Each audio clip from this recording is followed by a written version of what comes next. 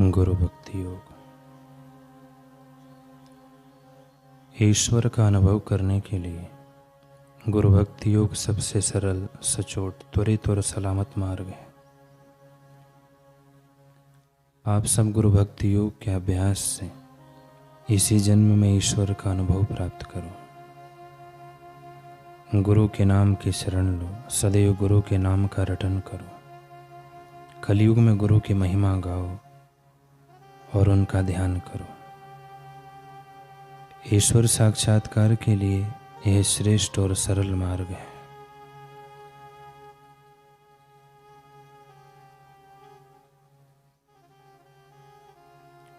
मोक्ष अथवा सनातन सुख के द्वार खोलने की गुरु चाबी गुरु भक्ति है।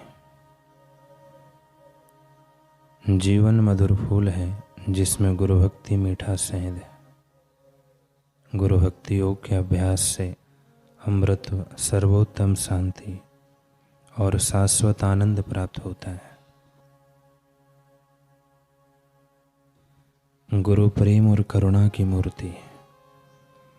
आपको अगर उनके आशीर्वाद प्राप्त करने हो तो आपको भी प्रेम और करुणा की मूर्ति बनना चाहिए।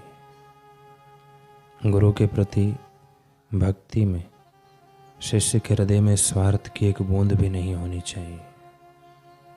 गुरु के प्रति भक्ति अखोट और स्थायी होनी चाहिए।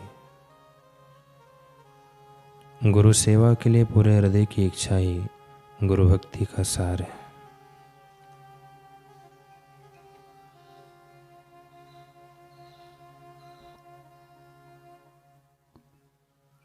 अपने आप को आचार्य की सेवा में सौंप दो। तन, मन एवं आत्मा को खूब तत्परता से अर्पण कर दो।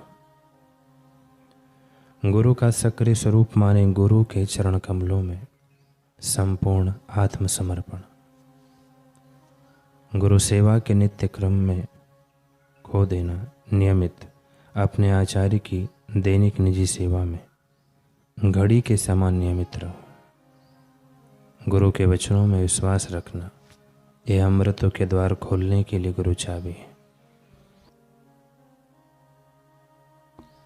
वर्तमान हमारे बीत चुके अतीत का फल है। दुख हमारे द्वारा पूर्व में किए गए बुरे कर्मों का प्रतिबिंब अथवा तो ना समझिए।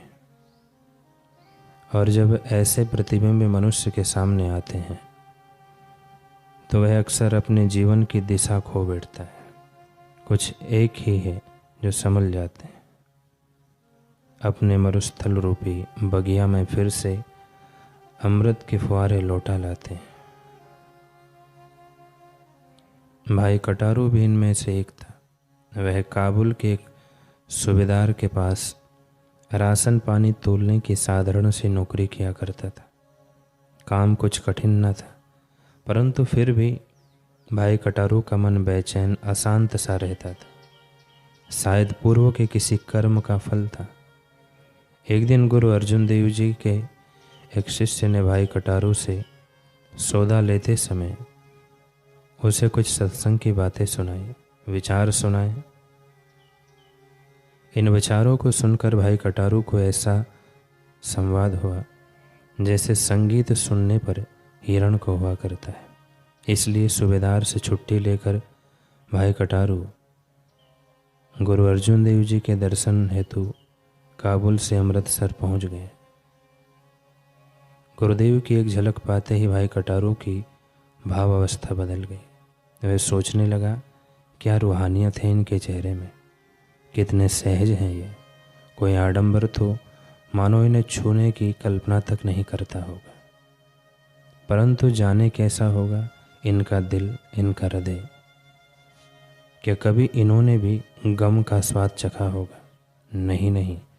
वह शिष्य तो कह रहा था कि प्रचंड अग्नि का संग करते ही जैसे सूखी घास का तिनका राख हो जाता है, वैसे ही गम भी गुरुदेव का स्पर्श पाते ही खाक हो जाता है। तभी तो मुझे भी इनके दर्शन पाते ही अच्छा सा लग रहा है।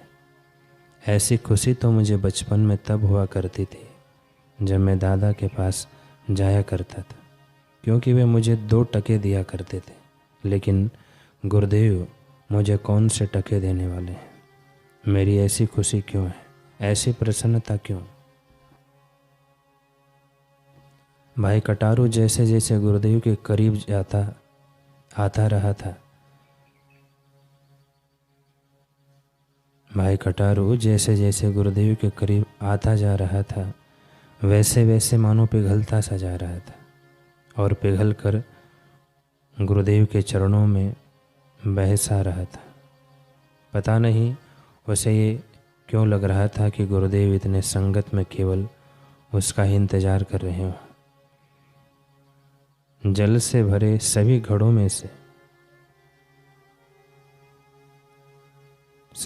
में जैसे चंदा की परछाई समान रूप से दिखाई देती है, लेकिन हर घड़े को लगता है कि चंदा तो सिर्फ उसी के पास है, किसी दूसरे घड़े में नहीं। वैसे ही भाई कटारू के आज भाव उमड़ रहे थे। एक अजीब बेचैनी उसके दिल को थपथपा रही थी।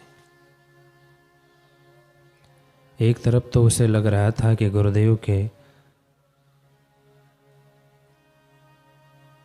आसन तक उसके पहुंचने की दूरी कुछ इतनी लंबी हो जाए जैसे आसमां की एक सिरे से दूसरा सिरा, ताकि वह बस गुरुदेव को ही देखता रहे और उनकी तरफ बढ़ता चले। दूसरी तरफ मन की यह कुंठा थी कि आखिर यह दूरी क्यों, आखिर क्यों 25 फलांग की दूरी 50 युगों से लग हो गई है।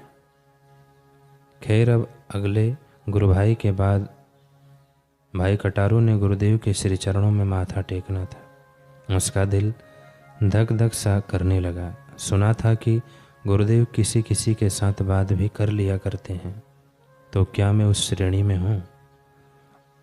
और अगर नहीं तो हे प्रभु ऐसा मत करना, यकीन मानो मैं खुद को सुधार लूँगा। मेरे अवगुणों को देखकर मुझे ठुकराना नहीं। सच्ची, यदि मुझे पता होता कि अनुचित करने से आप जैसा प्यारा गुरुदेव रूठ जाता है, तो मैं कभी भूल से भी कोई पाप न करता, कोई गलती नहीं करता। परंतु मुझे तो ये सब पता ही नहीं था। अब समझ में आई, मुझे आपके लायक बनना है तो मैं बनूंगा। बस एक बार मुझे अपना लीजिए। भाई कटारू भावों में पगला सा होता जा रहा था। हाथों में कुछ पुष्प और दिल में फरमान लिए भाई कटारू आखिरकार गुरुदेव के श्री चरणों में पहुंच गया। लेकिन यह क्या, गुरुदेव के सामने आते ही अचानक उसके नेत्रों से अश्रुओं का एक सैलाब सा फूट पड़ा। गजब की बात यह, रोने की तो उसने तैयारी भी ना की थी, और रोता भी क्यों? वह कोई बच्चा या फिर नारी थोड़ी नहीं था। हालांकि वो वेदना से गुजर रहा था, लेकिन लोगों की भीड़ में यूँ रोना तो मानो उसके पुरुषत्व को चुनौती थी। फिर वह क्यों रो रहा था, यह तो उसे पता नहीं चला। वह तो बस रोता ही रहा। और जैसे अपने नन्हे बच्चे को रोता देख माँ सारा काम छोड़कर उठा लेती है, वैसे ही आज भाई कटारू का रोना भी यही काम कर गया। अभी तक वह यहाँ वहाँ घूमती गुरुदेव की दृष्टि भाई कटारू पर आकर रुक गई। यह दृष्टि कोई साधारण दृष्टि नहीं थी, साक्षात ब्रह्म की दृष्टि थी। गुरुदेव भाई कटारू को यूँ सिसकियाँ लेते देख मुस्कुरा दिए। उनके मन में उसके लिए स्नेह जाग उठा। उसके हाथों में पकड़े पुष्प को देखकर वे मन ही मन मानो कहने लगे कि अरे पगले, असली पुष्प तो तूने मुझे नेत्रों से अश्रु बहाकर चढ़ा दिए। मेरे लिए ये भाव अश्रुओं की बूंदें ही सबसे बड़ा उपहार है। गुरुदेव एक पलक भाई कटारू को देख रहे थे। पास खड़े सेवादार भाई समझ गए कि कटारू ने गुरुदेव को रिझा लिया है, क्योंकि गुरुदेव यूं ही किसी पर दृष्टि टिकाकर कारण नहीं देखा करते। थोड़ी देर बाद गुरुदेव स्वयं ही बोले, कहाँ से आए हो तुम, क्या नाम है तुम्हारा? भाई कटारों ने पता है कैसे उत्तर दिया। बोल नहीं बल्कि उसकी रुलाई और अधिक फूट पड़ी। क्या अर्थ हो सकता था इस तरह और फूट फूट कर रोने का? शायद उसकी आत्मा को गिला होगा कि गुरुदेव क्यों आप व्यवहारिक आचार करके मुझसे दूर से हो रहे हो। जब मैंने कोई पर्दा ना रखा, कोई नकली मुखौटा आपके सामने नहीं पहना, तो फिर आप क्यों अनजाने से होकर पेश आ रहे हैं? क्या आपको बताना पड़ेगा कि मैं कौन हूँ? आप तो घट घट के जानने वाले हैं, अंतर्यामी हैं।